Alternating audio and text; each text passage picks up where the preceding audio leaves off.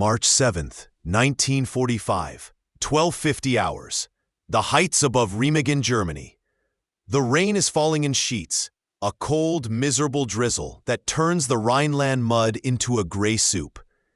Second Lieutenant Karl Timmermann, commanding Company A of the 27th Armored Infantry Battalion, wipes the condensation from his binoculars. He is 22 years old, born in Frankfurt, just 100 miles from where he now stands. He speaks the enemy's language. He knows their desperation. He lies prone on a ridge near the Apollinaris Church, looking down into the valley. What he sees makes his breath hitch in his throat. Below him, the Rhine River flows fast and dark, a massive, swollen barrier, separating the Allied armies from the heart of the Third Reich.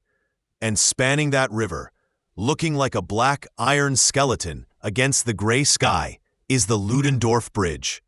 It is still standing. "Sir," Timmermann whispers to his radio operator. His voice tight. "Get General Hogue on the line, now." By all logic, the bridge should be underwater. Hitler has issued a standing order. Any commander who allows a bridge to fall into Allied hands intact will be executed by firing squad. The Rhine is the last line of defense. Every crossing from Switzerland to the Netherlands has been blown. Yet here it is. Traffic is still moving across it. A chaotic stream of retreating German trucks, horse-drawn carts, and ragged infantrymen fleeing the American advance. Inside the Erpeller Lay Tunnel, east bank of the Rhine, 13 hours. 300 yards across the river, inside the railway tunnel that opens directly onto the bridge, Captain Willy Bratge is screaming. The tunnel is a scene from Dante's Inferno. It is choked with civilians, terrified wounded soldiers, and the debris of a collapsing army. The air is thick with the smell of unwashed bodies, wet wool, and impending doom. Bratge, a combat veteran, is nominally in charge of the bridge's security, but his security force consists of a handful of recovering convalescents, some old men from the Volkssturm, Home Guard, and a few engineers. "Where is the demolition circuit?" Bratge barks at Captain Friesenhahn, the chief engineer. "The Americans are on the ridge. I can see their tanks." Friesenhahn looks pale. "The circuit is ready, Captain. 600 kilograms of Donarit. It will snap the bridge like a twig." "Then blow it," Bratge demands. "Blow it now, before they get down here." "I cannot," Friesenhahn yells back, pointing to the bridge deck. "Major Scheller ordered us to keep it open until the last possible second. We still have men on the other side." Bratge looks out of the tunnel mouth. He sees the retreating German soldiers limping across the steel planks. If he blows the bridge now, he strands thousands of his countrymen to be captured or killed. If he waits 5 minutes too long, he hands the Americans the key to Berlin. The Apollinaris Church, West Bank, 13:15 hours. Brigadier General William Hogue, commander of Combat Command B, pulls up in his jeep. He doesn't need binoculars. He sees the prize. The tactical maps said the bridge would be gone. The intelligence reports said the Germans would never leave it. But war is a series of accidents. And Hogue is looking at the happiest accident of the war. He turns to the young Lieutenant Timmermann. "Do you think you can get across that bridge, Lieutenant?" Hogue asks, his voice calm, contrasting with the violence of the artillery shells starting to land around them. Timmermann swallows hard. He looks at the bridge. It's a fatal funnel. There are towers on the far side, stone towers with firing slits, machine guns, and tons of explosives that could turn him and his men into pink mist at any second. "Well, sir," Timmermann says, checking the magazine of his carbine, "we can try." "Go," Hogue orders. "Go like hell." 13:30 hours. The descent. The attack begins not with a roar, but with a slide. The M26 Pershing tanks of the 14th Tank Battalion, led by a frantic platoon sergeant, skid down the muddy, winding road toward the town of Remagen. Timmerman's infantrymen run alongside the tanks, using the steel hulls as cover. German sniper fire begins to crackle from the houses. Crump, crump. Mortar shells land in the streets, throwing up geysers of cobblestones and dirt. Inside the town, it is house-to-house fighting. But the Americans aren't clearing the houses. They are bypassing them. They are sprinting for the riverbank. On the bridge, the scene turns to panic. The retreating Germans see the Sherman and Pershing tanks emerging from the town. They abandon their trucks. They throw their rifles into the river. It is a stampede. The bridge approach, 15 hours. Timmerman reaches the western ramp of the bridge. The structure looms above him, massive and intimidating. It is a railway bridge, planked over with wood for vehicles. It stretches over 1,000 feet across the swirling current.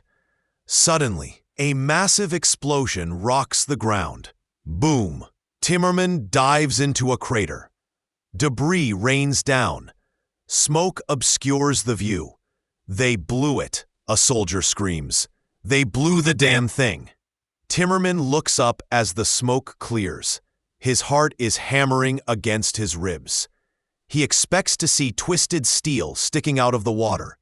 Instead, he sees a crater. The Germans have blown a defensive charge on the approach ramp.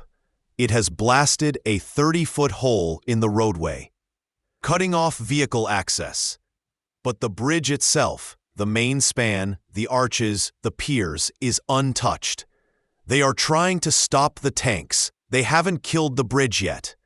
On the far side, inside the tunnel, Captain Bradgay watches the smoke clear. He turns to the engineer, Friesenhahn. His face is purple with rage. "That was just the cratering charge," Bradgay yells. "They are still coming. The infantry is climbing through the hole. Blow the main charge. Blow the emergency demolition." Friesenhahn nods. He runs to the electrical switch box located just inside the tunnel entrance. This is it, the switch that controls 600 pounds of industrial explosives strapped to the main girders of the bridge. Friesenhahn grabs the key. He inserts it. He twists it hard to the right. He closes his eyes, waiting for the thunderclap that will drop the Ludendorff Bridge into the Rhine and save the Third Reich. He waits. 1 second. 2 seconds. Silence. The only sound is the ping-ping-ping of American bullets hitting the steel rails. Friesenhahn twists the key again. Nothing. He frantically checks the voltmeter. It is dead. "The wire," Friesenhahn screams, terror in his voice. "An artillery shell must have cut the control wire." Bradgay stares at him. The Americans are swarming onto the western end of the bridge. The electrical system is dead. The primary demolition has failed. The emergency fuse. Bradgay orders, grabbing a submachine gun. "Send a man out there. Light the manual fuse. We have to blow it by hand." March 7th, 1945. 15:20 hours. The Ludendorff Bridge. The bridge is now a shooting gallery. American tanks on the western bank, unable to cross the cratered ramp, are firing their main guns directly at the stone towers on the east bank. 90mm shells smash into the masonry, sending showers of rock and dust into the river. On the bridge deck, Sergeant Anton Faust, a German combat engineer, volunteers. He doesn't salute. He just grabs a flare gun and runs. He sprints out of the tunnel into the storm of lead. Bullets spark off the iron girders around him. He is running toward a small primer cord located halfway across the bridge, the backup ignition for the explosives. Faust reaches the point. He fumbles with the primer. His hands are shaking, slick with rain and sweat. He fires the flare pistol into the fuse cord. Hiss, a spark, then smoke. The primer cord catches. It begins to burn, a snake of fire racing toward the main charge. Faust turns and sprints back to the tunnel. diving for cover just as he reaches the entrance. "It's lit!" Faust screams. "Take cover!" The West Bank. Lieutenant Timmerman sees the smoke. He sees the German soldier run back. He knows exactly what is happening. "Get down!" Timmerman yells to his men, throwing himself flat on the steel deck. Time seems to warp. The seconds stretch into minutes. The Americans press their faces into the wet wood of the bridge, waiting to be vaporized. The Germans in the tunnel hold their breath, waiting for salvation. Then, the world turns white. Kaboom! The explosion is colossal. A massive cloud of black smoke and timber erupts from the eastern third of the bridge. The shockwave lifts Timmerman off the deck and slams him back down. The entire massive steel structure shudders and groans like a dying animal. The sound is deafening, a physical blow that rattles the teeth of men a mile away. In the tunnel, Captain Brache cheers. "It's gone! We did it!" On the ridge, General Hogue drops his head. He assumes the gamble has failed. But as the smoke begins to drift away on the wind, a sound cuts through the ringing in their ears. It is the sound of American voices. "Look!" a soldier screams, pointing through the haze. "It's still there! The damn thing is still standing!"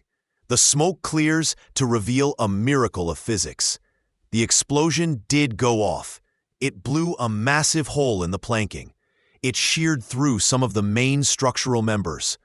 The bridge actually lifted off its stone piers, but it slammed back down, settling into its saddle with a metallic screech.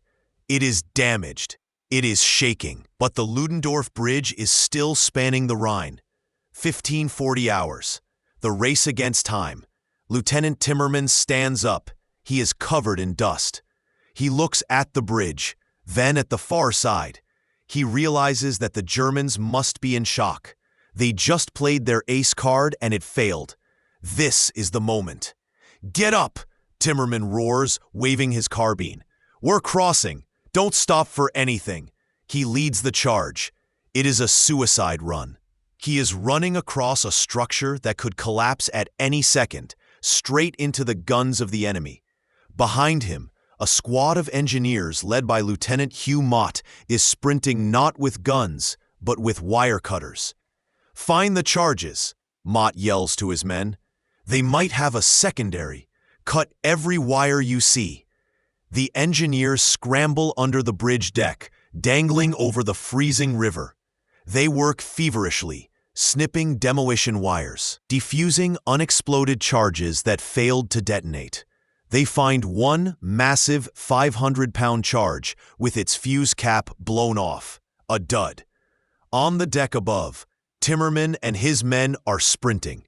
They dodge machine gun fire from the towers. They leap over the hole blown by the explosion. 1550 hours. The East Bank. Sergeant Alexander Drabick, a butcher's son from Ohio, is the first man to reach the east side. He is running so fast, he loses his helmet. He doesn't stop. He dives into a shell crater on the German side of the river. He looks back. He is alive. He has just become the first American soldier to cross the Rhine since the First World War. "Come on," Drabick yells back to the others. "It's clear." Timmerman reaches the far side moments later. But the battle isn't over. The stone towers looming over the bridge end are still occupied. "Clean them out," Timmerman orders. His men kick open the heavy oak doors of the towers. They throw grenades inside. They spray the spiral staircases with Thompson submachine guns. The resistance is sporadic. The German defenders are demoralized. They watched their own bridge refuse to die. They believe it is supernatural. Inside the tunnel, 1600 hours. Captain Brache is staring at the bridge in disbelief. He sees American soldiers pouring across it like ants. He grabs the phone to call his superiors. "The bridge is still standing," Brache reports, his voice hollow. "The demolition failed." The voice on the other end is icy.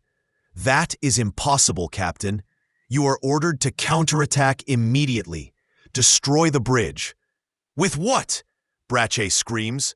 "I have no explosives. I have old men and boys. The Americans are at the tunnel entrance." He slams the phone down. He looks at his men. They are huddled against the damp walls, eyes wide with fear. "We fight," Bruch whispers, knowing it is a lie.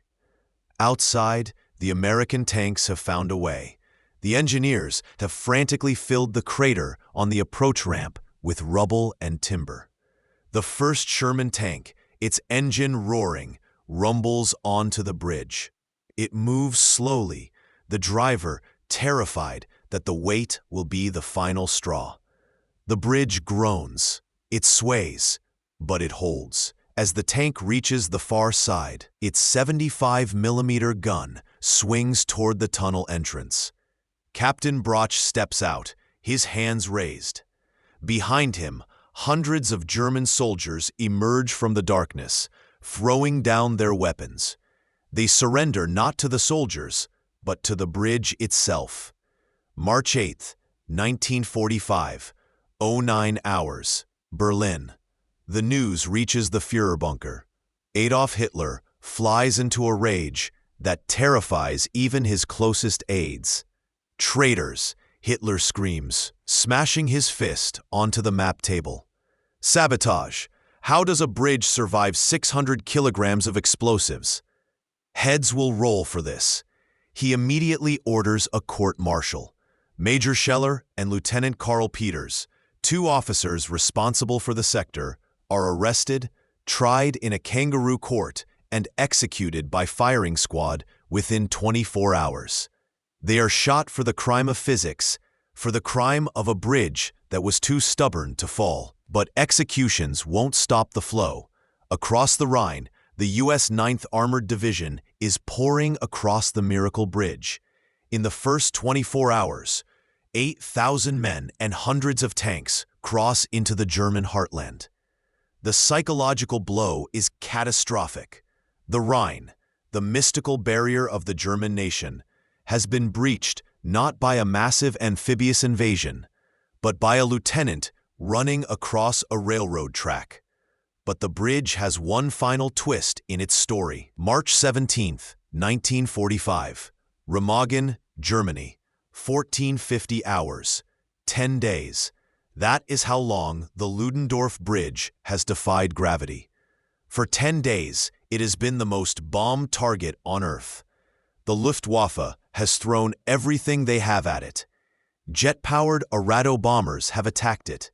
The Germans have fired V-2 rockets at it from launch sites in the Netherlands. The first time ballistic missiles were used against a tactical target. They even sent frogmen, combat swimmers in rubber suits, down the freezing Rhine with explosives to sabotage the piers. But they were spotted by American searchlights and captured. Through it all, the bridge held. It groaned, it shook, and bolts popped like gunfire every time a heavy tank rolled over it. But it stood. But the abuse has taken a toll.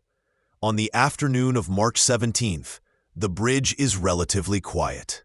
The main American crossing has shifted to pontoon bridges built by engineers upstream and downstream. The Ludendorff is now being repaired.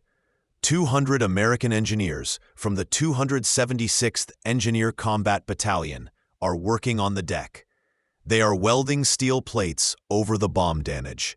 They are replacing the wooden planking. Corporal James Peterson is tightening a bolt on a cross-girder.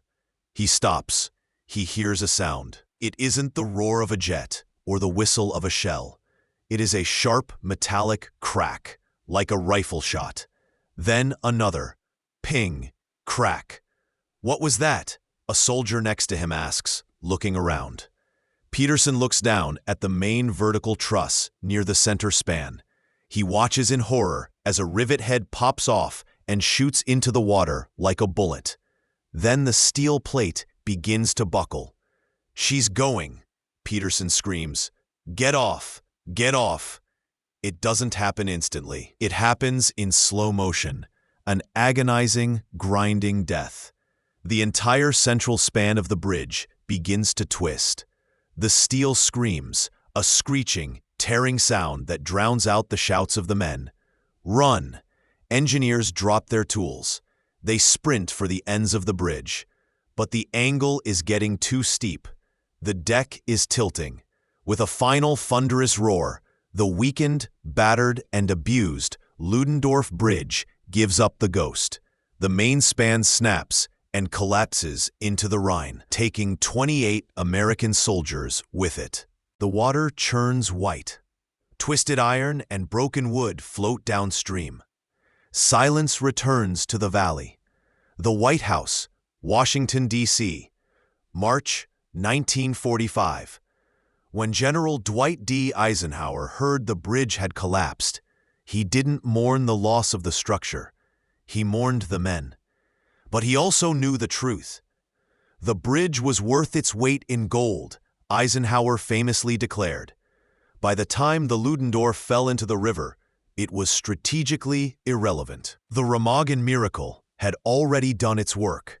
The U.S. First Army had established a massive bridgehead on the east bank. They had drawn huge numbers of German reserves away from other sectors.